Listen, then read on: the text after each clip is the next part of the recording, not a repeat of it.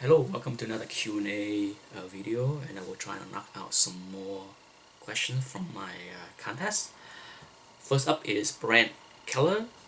He asked if I think CGC will still be in business or relevant 20 years from now, and the answer is yes. As long as they keep printing books, I think CGC will be in business and relevant. Even if they stop printing new books and go into a strictly digital format, there are still a lot of physical books left to be graded, and the demand for signatures and sketches and all that stuff. Who knows? CGC will invent new ways to mine the market, as well as the new company CBCS. I have no idea what's down the road. Who would have thought 10 years ago that signed books will be the craze today, right? But signatures series have exploded into popularity the last few years, and I think that trend is going to go for many years down the road. I will be around hopefully in 20 years to see what's happening, but in my opinion, they will still be around. But smaller. I think we are at the top of the popularity, in my opinion. Doesn't mean that, we can't stay at the top, high demand for many years to come. But I think eventually you will see a decline because the same, the hobby have a generational movement. The same people, the same 20 something that stay in line right now submitting to get sketches and signatures and slab. In 10 years, when they're in their 30s or 40s, they might not be that all interested in the hobby. We all go through various stage of life, so the the survival or existence of CGC, in my opinion, is going to depend on the future generations of collectors that are not even born yet. 20 years from now, what who knows what an 18-year-old comic readers will want. We'll find out in 20 years. Showerman 88. What the most you have ever spent on a book? I won't say the exact number, but I will tell you it is 5 digits, over $10,000. Not an easy number to talk out loud.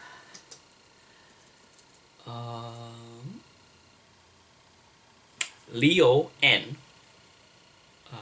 Do you follow new issues of Marvel? If so, which issues? If you do not, why not? I do not really follow new books. I watch a lot of reviews. Sleepy Readers 666 is probably one of the channels that I watch very frequently, even when he talk about new books. As well as other people. There's a lot of other YouTuber that I watch and rarely comments because I don't buy the books. I don't read them, so I just watch them just to stay in touch with what is cool and what is hot. And occasionally, after I hear their reviews, I would go to the store and flip through a few pages. And I have bought a few books here and there over the past few years, but usually my interest in them is not strong enough for me to keep buying them.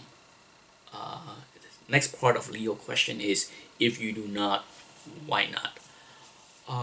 Years ago, around 1993, 1994, when I decided to quit buying comic books because they were $1.25 on the cover, as well as I didn't have time to read them. And um, I always a firm believer that I read what I buy. If I stop reading, I stop buying.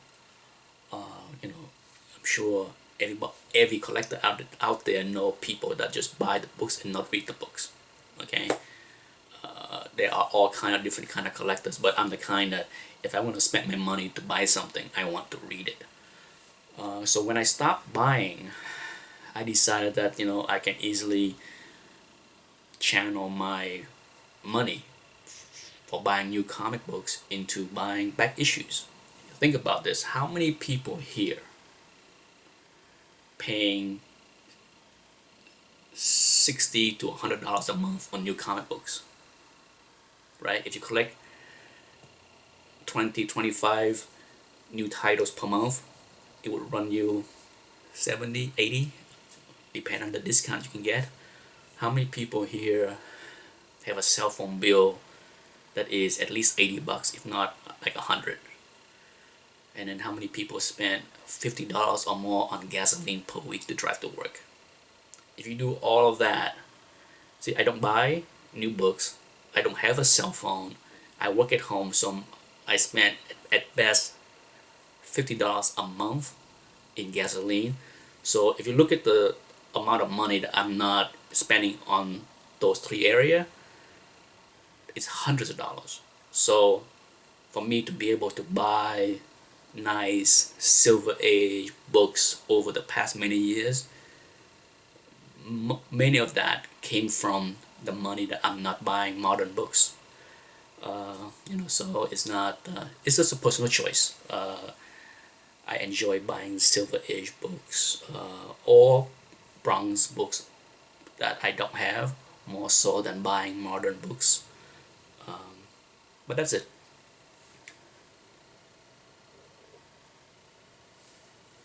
Okay, Curtis Cameron. Cameron, do you think we will see a rehash of the 90s where print runs go crazy and variant cover madness and a huge and it's a big drop in values? I strongly believe that we are in a bubble, but it's not the same bubble that we have in the 90s where the print runs was in the millions for all those Image and Valiant and all that stuff.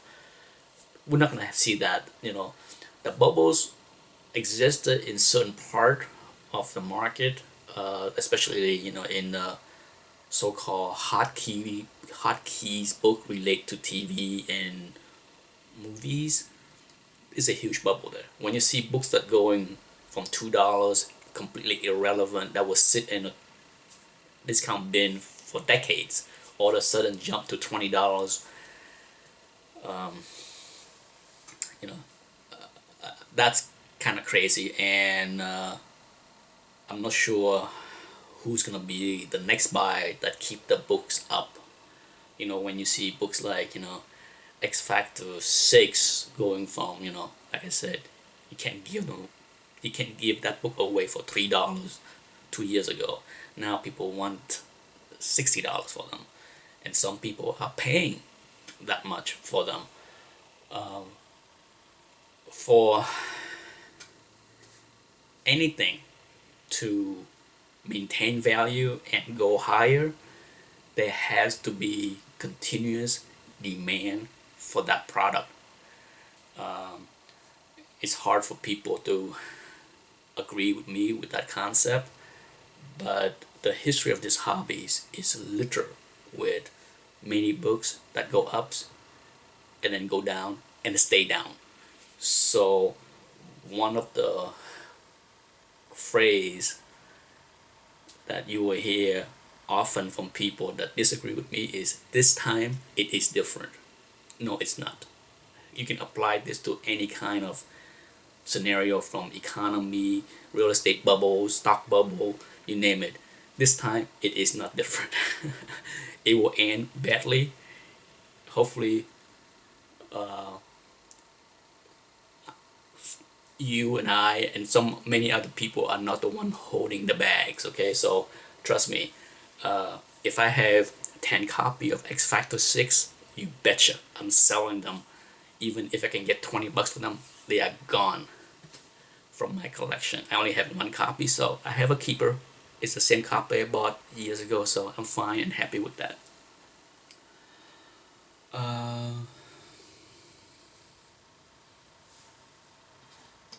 So hopefully that answers your question.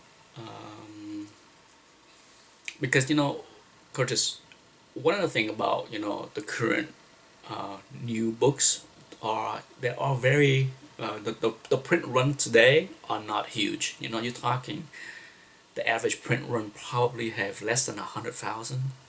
So it's not like there's a glut of books out there. There are barely any buyers out there for new books. I mean, it's sad to see that books like the current Fantastic Four selling less than 40,000 copies per month. The flagship of Marvel, the title that started the Marvel age, can't even sell over 40,000 copies per month. So yeah, it's not, I don't see, even with all the variant covers, there are just not millions of copies out there. It's not a glut of those books. There's a mania in hotkey books on C and D level characters, so that's where the bubble is, in my opinion.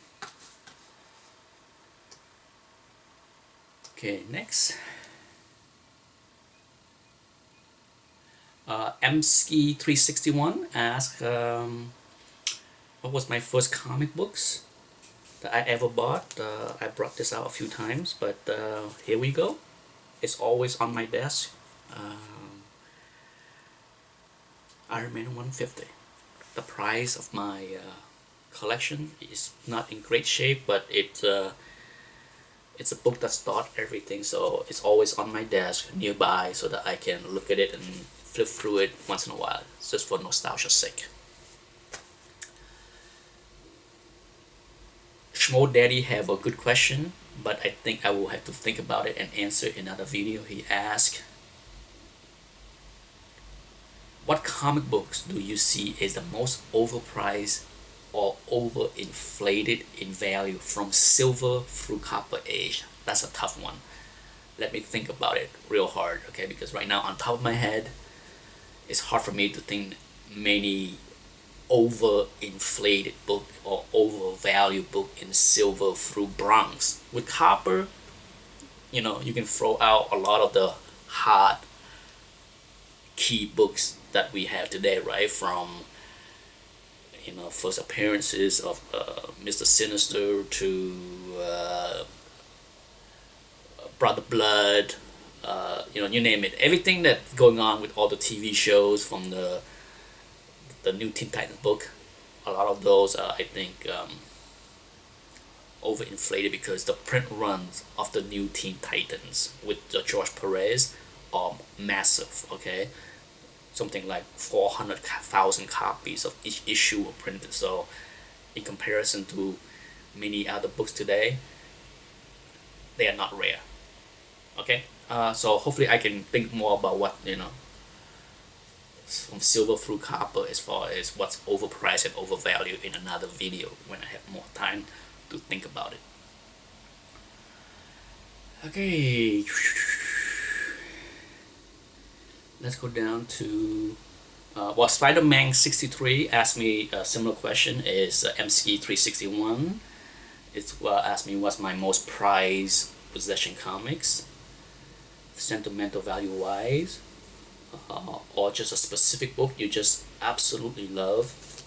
Once again, this book I have I have many other books that may worth a lot more money, but as far as sentimental value, nothing beat this book. Nothing will ever beat this book. It might worth not even 25 cents in a discount bin anywhere else, but for me, it's priceless.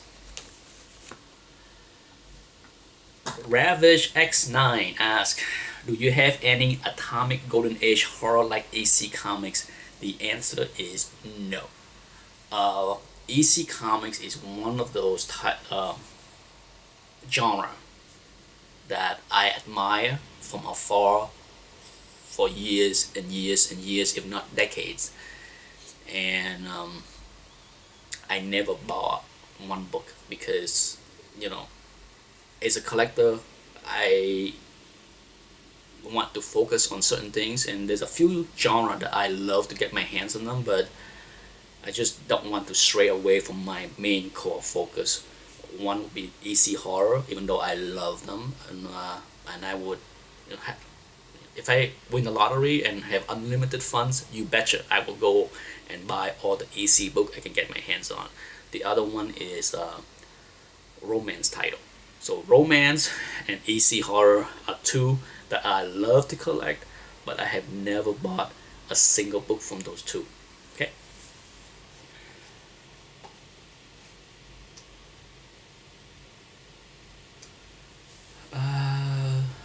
Next one. On Mask, Marvel asked me if I did a review of Days of Future Past. I did, so hopefully you can find it in my archive of videos rambling about movies. But I did do a review of Days of Future Past. Next part of his question is, do you think the CGC books guide value are overinflated? For some, yes and no. You know, I mean, for some books, for some slab books, that are overinflated value, but I don't think it's because it sit in a slab. For sure, a lot of 9.6, 9.8 books of all ages are high in value, but I don't think they are overinflated, okay, in general.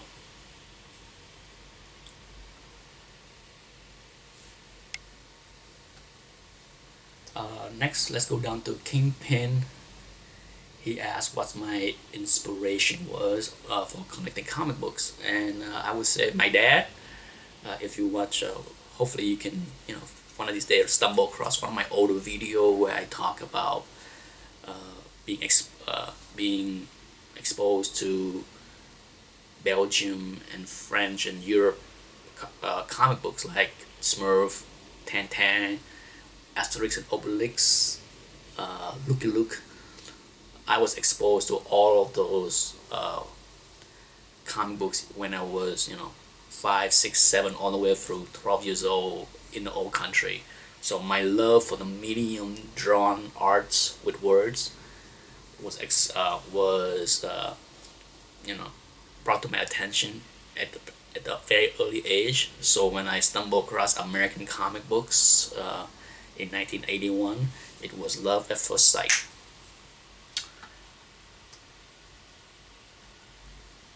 Okay, let's end it with one last question because I'm sure this one has run quite long. It's from Sleepy Reader 666 Damien. Do you see original art as part of the same market or a complete different beast? I would say yes and no. Don't you just love that kind of half-ass answer?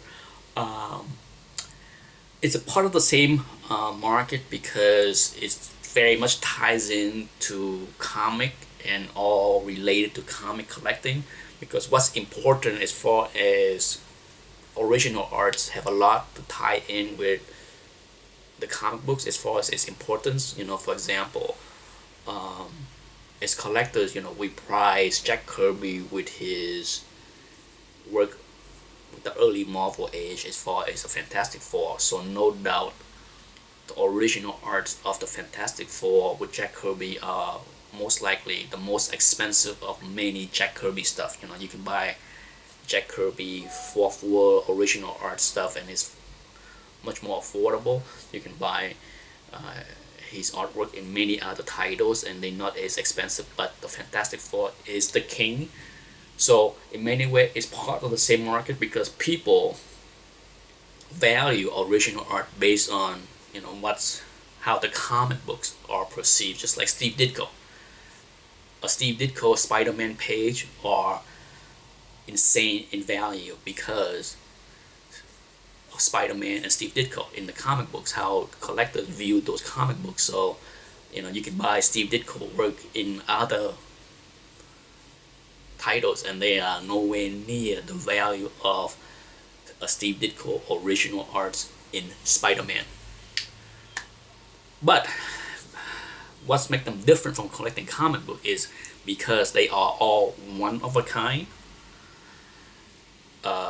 Then you're dealing with the competition of many very deep pocket player, and the participant in this area in general are a different beast than the comic collector, because there are many that dabble in both like me. I have some original arts, I have some comic books, but a lot of the big players are purely into original arts because when you're dealing with everything in the thousands, everything that they want in the thousands, if not tens of thousands, they don't really bother with the $5 comic books.